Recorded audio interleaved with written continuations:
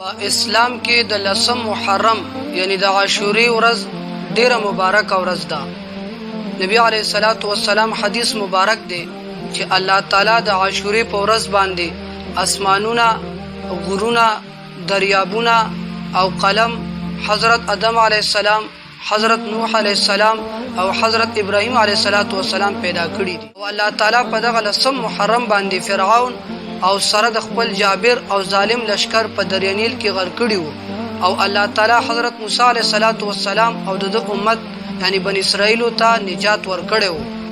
او الله تعالی په دغه لسم محرم باندې حضرت آدم علیه السلام په جنت کې داخل کړو او د هغه توبه قبول کړي وو. او په دغه لسم محرم په ورځ باندې به قیامت راځي. نو ټول انبیاء کرام علیه السلام په دغه لسم محرم باندې روزه نیولې ده.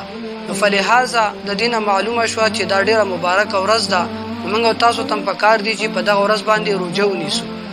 نبی علیه السلام حدیث مبارک دی: صيام يوم عاشوراء احتسب على الله ان يكفر السنه التي قبله، رواه مسلم.